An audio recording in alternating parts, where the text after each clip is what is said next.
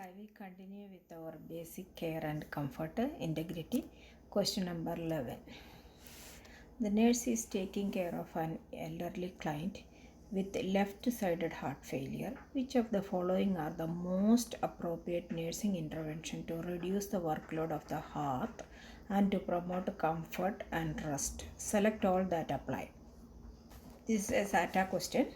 So most appropriate, okay, for promoting comfort and reducing the workload of heart for a patient who is suffering from left-sided heart failure. Okay, that is the question. So let's go through one by one. The option number 1, assist the client on short walks at least 2 times per shift to increase circulation. That's a good option. Question number 2, provide a comfort armchair or raise the head of the bed to increase the reserve of the heart and to decrease the work of breathing. That's also a good option. Option number 3, allow the client to lie flat to sleep. It's a big no for heart failure patients. They can't sleep flat. Okay.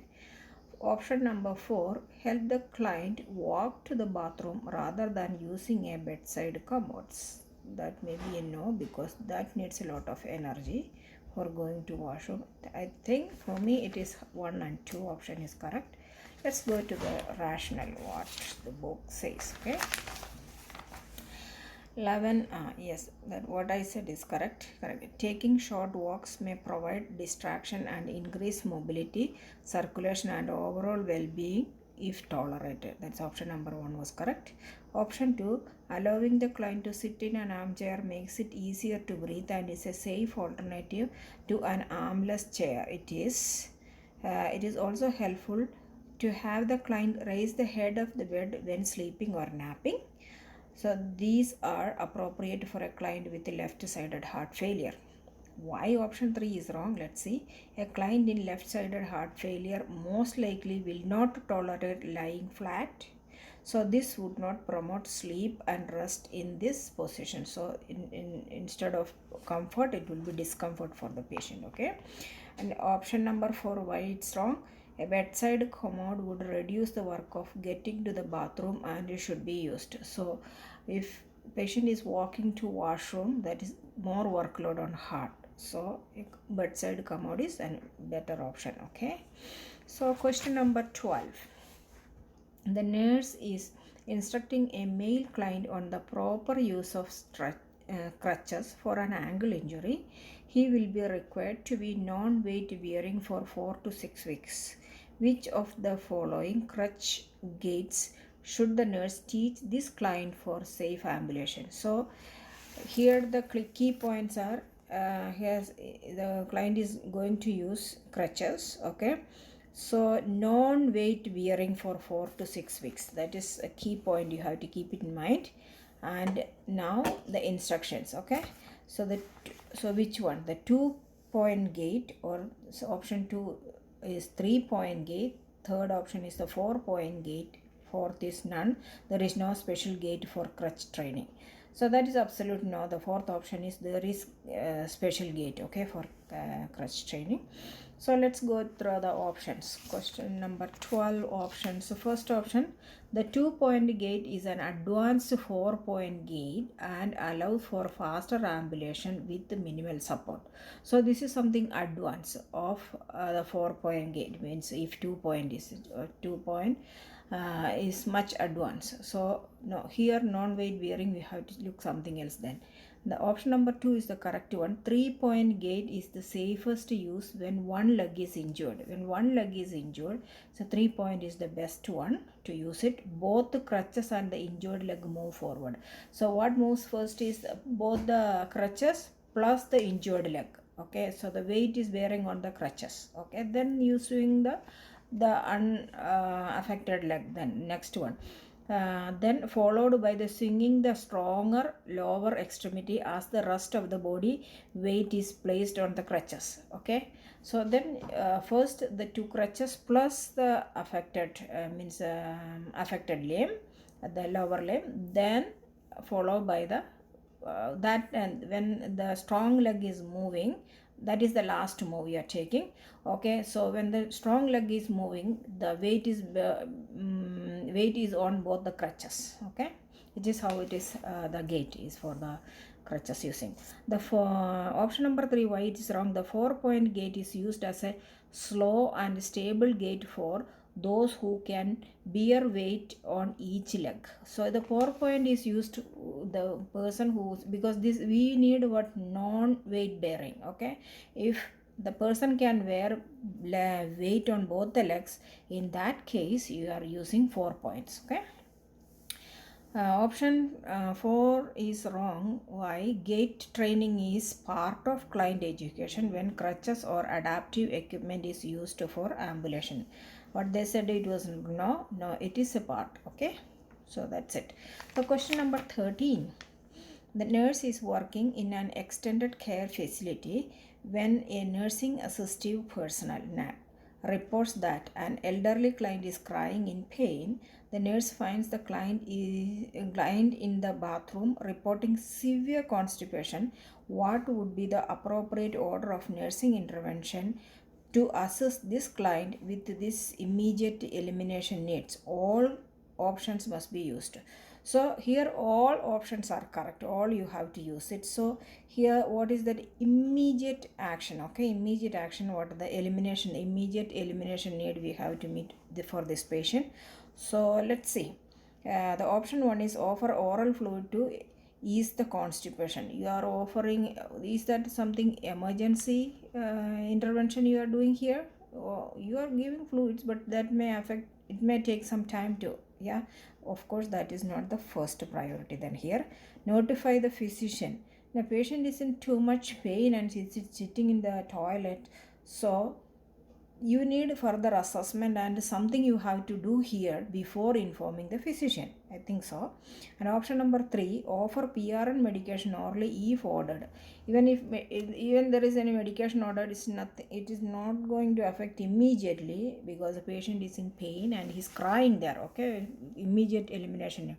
The last option, let's see, use a gloved hand with the lubricant to manually assess for fecal impaction and to stimulate the rectal wall to loosen the fecal matter. I think that this is the one we have to do first in order. Okay, let's go what book says.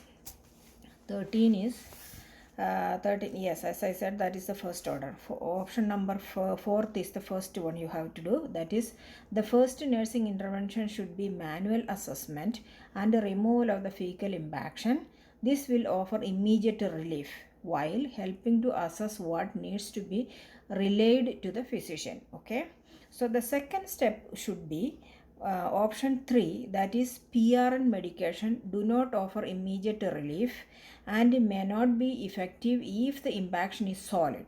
Okay. After a manual exam assessment and the attempt to remove the stool, it would be appropriate to offer a PRN medication orally if ordered to prevent a repeat incident. So for the next incident it can preventable, so but you have to digitally you have to remove the impacted fecal matters first, then PRN medication. Then the third option here is in line because you are using all options. Okay, the third one is option number 2, a relief of the immediate pain is the priority. After an attempt to manually remove the impaction and offering PRN medication, the physician should be notified. So then physician should be notified. That is the third. Then the last one is giving fluids. Okay, so first is you are removing the fetal impaction, second is by digitally, then the second one is you are doing PRN medication, third is you are giving you are informing the physician, fourth is giving oral fluids. Okay, that's the order for all those things. Okay, question number 14. A nurse is caring for a young child who has recently had a vesicostomy. Which of the following nursing interventions should the nurse undertake to assist this child with basic comfort and elimination? So here, basic comfort and elimination, young child underwent a vesicostomy. Okay, let's see what we can do here. offer fluids, apply an absorbent diaper or incontinence pads, and dilate the opening once or twice a day as ordered by the physician. Option number 2, double diapering the area is the only intervention needed. Third, apply a urine bag and change it daily. Fourth, double diaper the area after applying a urine bag. Question number 14 answers. Answer option number 1 is correct. A vesicostomy is performed when chronic neurogenic bladder and frequent urinary tract infection become problematic. Okay. Hydration, cleaning and drying of the area, absorbent diapers, and daily dilation of the opening are all appropriate care to prevent infection and to provide comfort. So this is what we have to do. So giving full fluid, cleaning the area, dilating the opening, and these are what is it, absorbent pad, giving changing diaper, these are all the appropriate measures you have to do for this client, okay, who is vesicostomy baby. And the second option, why it's wrong, double diaper alone not enough to keep the child to comfort and free from infection. That's the reason double diaper only won't help, okay. And third option, why wrong, it is not customary to apply a urine bag over the opening of a vesicostomy. So over the vesicostomy opening, you are not applying any urine bag. Okay, so that's why it is wrong. Fourth option wrong. Why?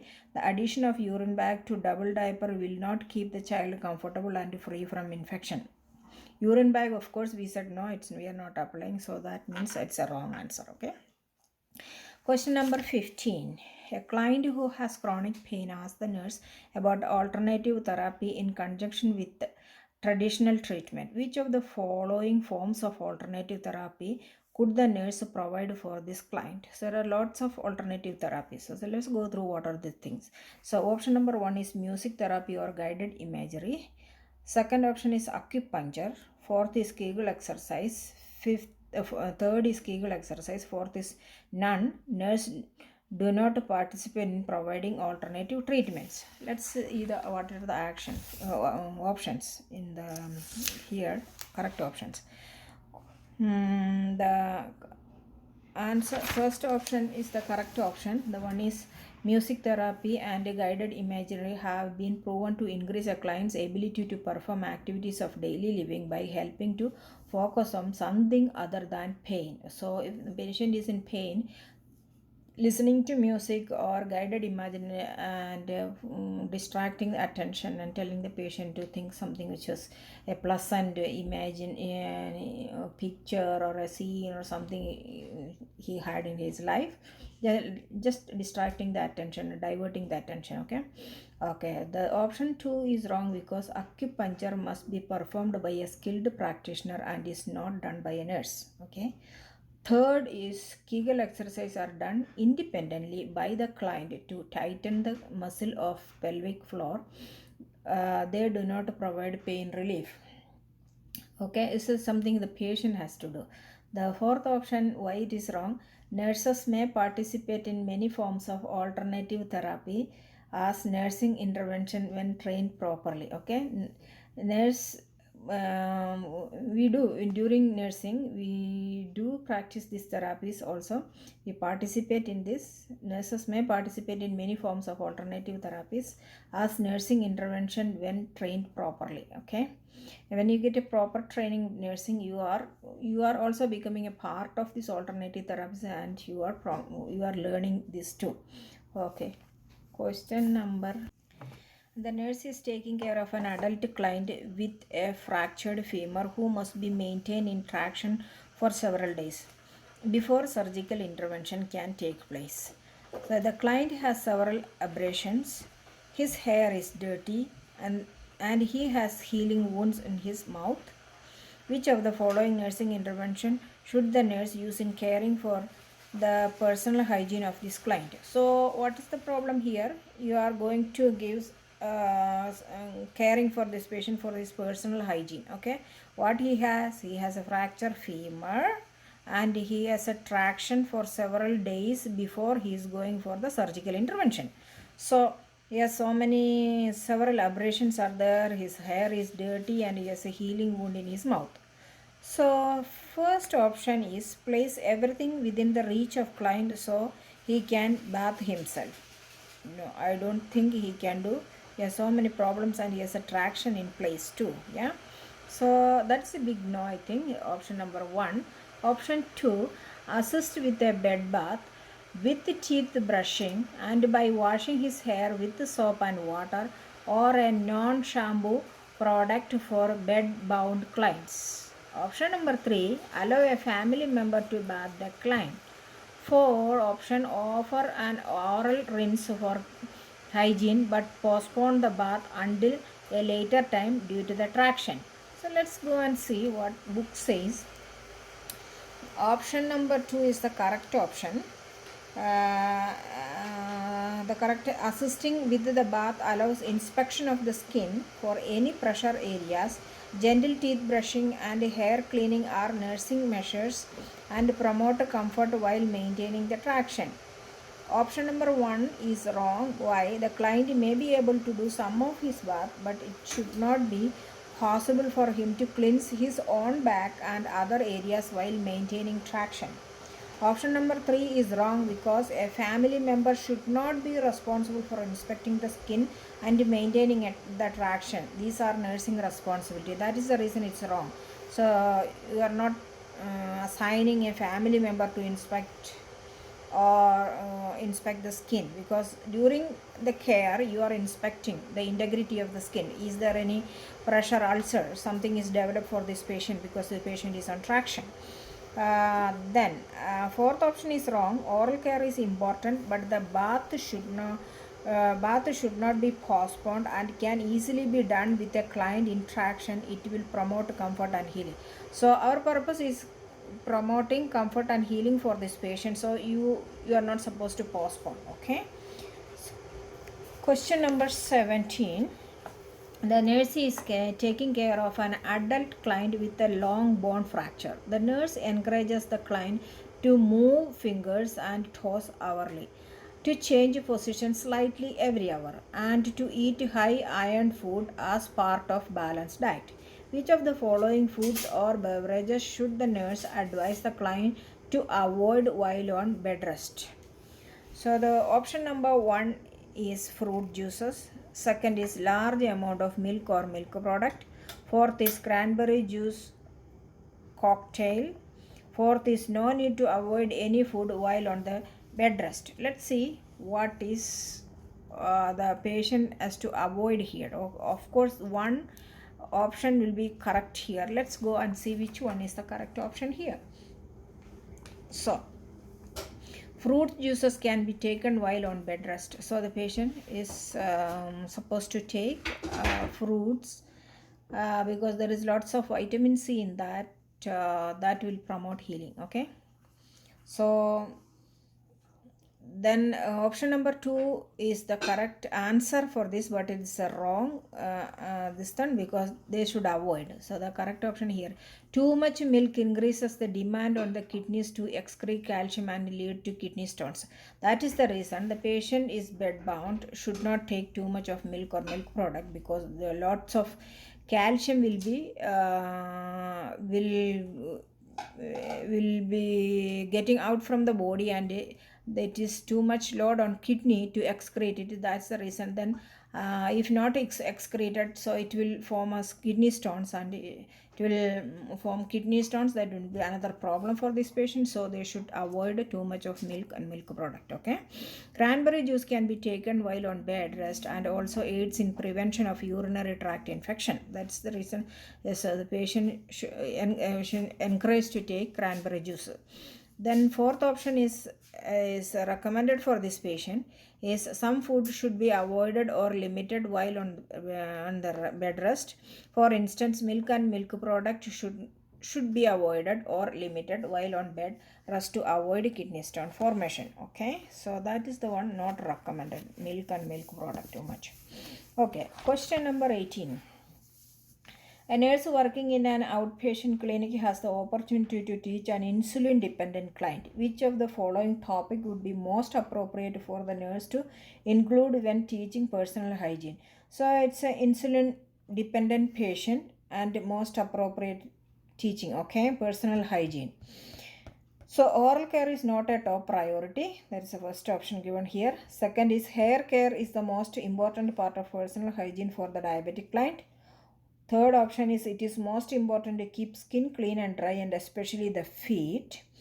Option number 4 is personal hygiene is not included in diabetic teaching because it is an individual choice. So let's see what is the rationale for this. Question number 18. So the correct option here is option number 3. That is skin care is essential to prevent infection and skin breakdown. This is especially true for the feet where a client may not see or feel problems areas. So keeping the skin clean, dry and keeping the feet also clean important. It's important for diabetic patients, okay? So why option number 1 is wrong? Oral care is an important part of diabetic hygiene to prevent cavities and infection. So it is always recommended. Then option number 2, why it is wrong? Hair care is not the most important part of personal hygiene, although it is important for self-esteem. Option number 4 is wrong. Why? Personal hygiene is definitely a part of self-care teaching for an insulin dependent client, okay? So that was it. Question number 19. Question number 19. A nurse is taking care of a client in an ambulatory care unit. The parents relate a 24-hour period of gastrointestinal distress, including vomiting several times and 3 watery stools. Which of the following should the nurse do to assist maintaining nutrition of this child? So a child is suffering from gastrointestinal distress, so having vomiting several times plus 3 watery stool. Here what education is instruction the nurse is giving to maintain a nutrition for this child. Let's see what are the options.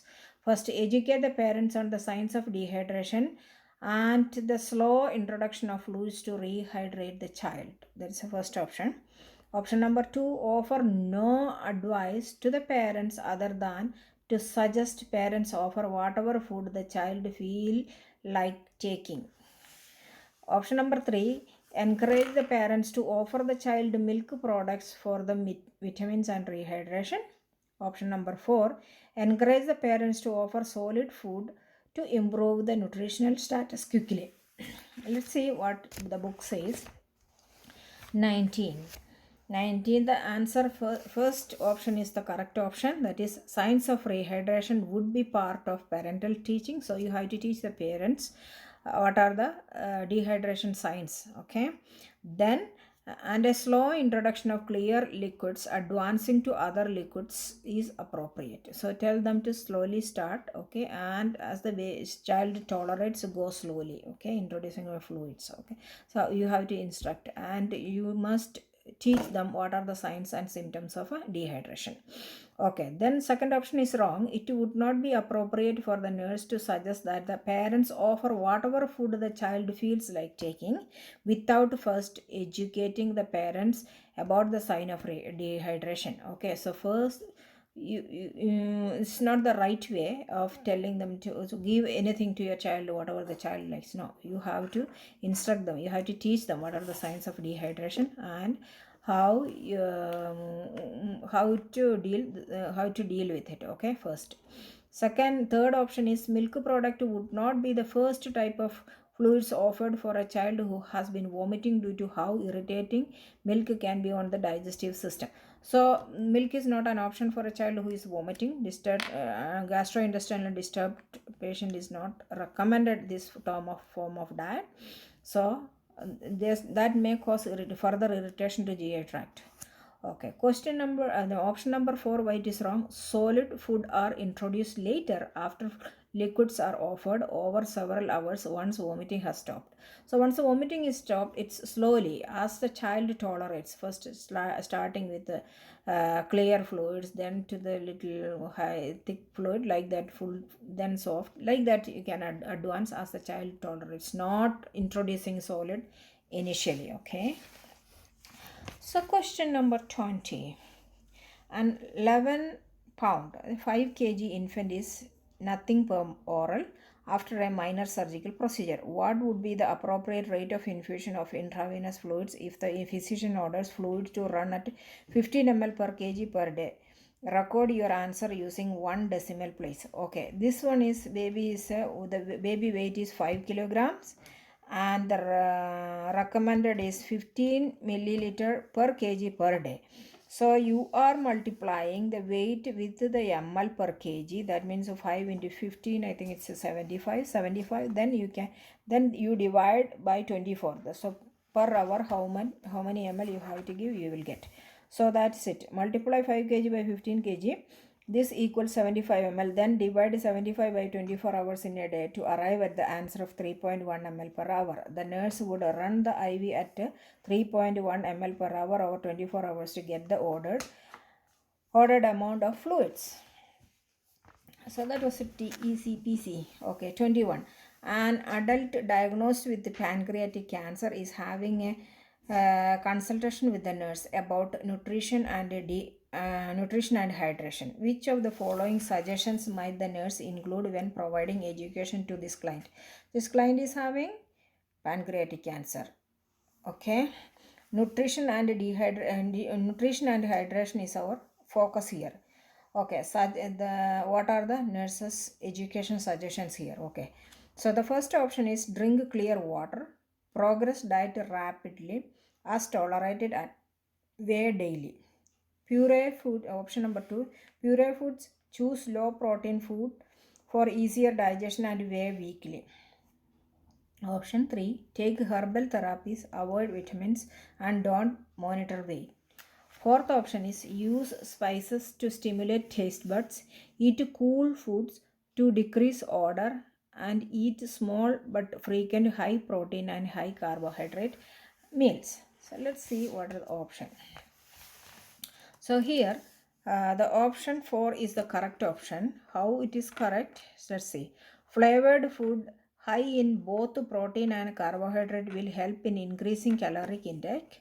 Food that have less odor and small frequent meals help ward off nausea. So if the patient is nauseated, so small frequent feed and flavored food you give, and high protein and carbohydrate, high protein and high carbohydrate food is recommended for the pancreatic cancer patients. Also, it's small frequent feed will be more tolerable, so the patient may not be that much nauseous. If it is heavy smell or heavy ordered food, also avoid. Okay.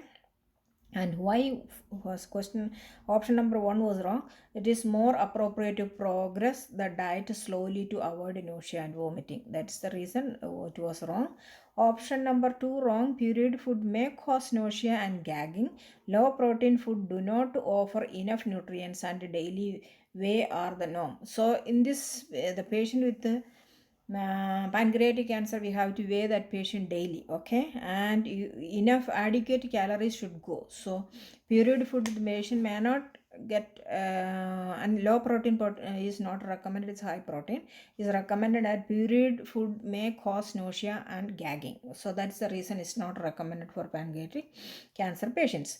So option number 3, why it's wrong? Herbal therapies have not research enough to certain that they would not interfere or compromise cancer treatment when ingested. Topical herbal treatment may be used for comfort.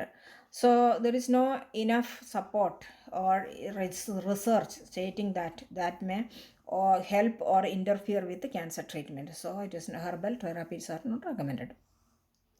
Question number 22. 22. The nurse is caring for an elderly client who has been on long-term nutritional support. The nurse is reviewing the infusion procedure with the client's daughter.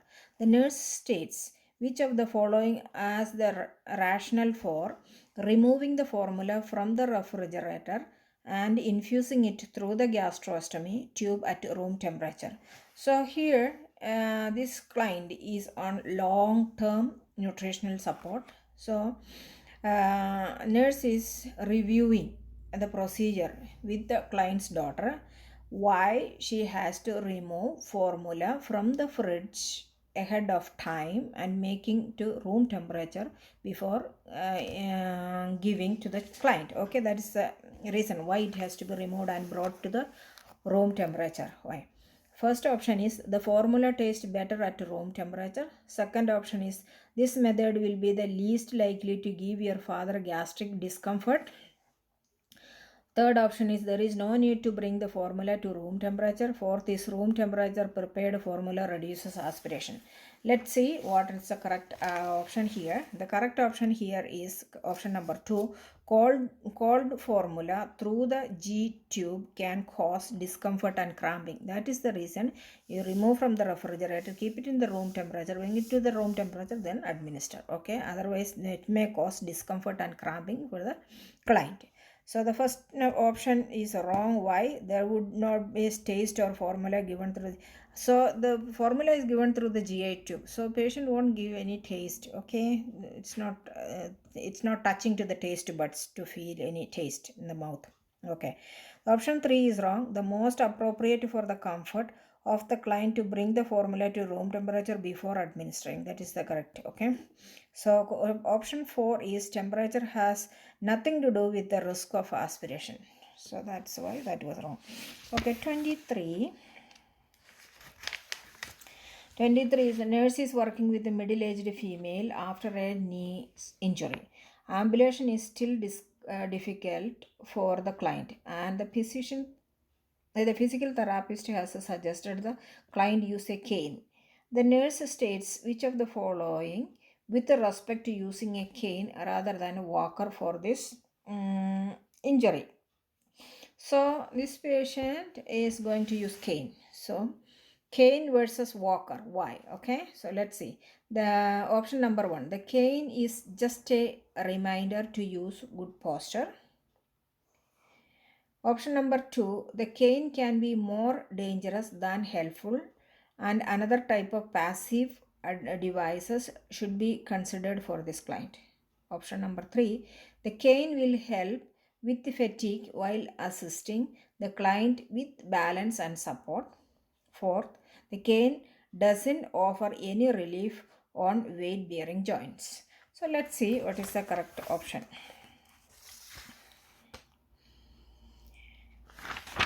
Option number 3 is the correct option. A cane offers support and can give the client a relief of joint pain and fatigue and promote a safe way to ambulate when a lower extremity is injured.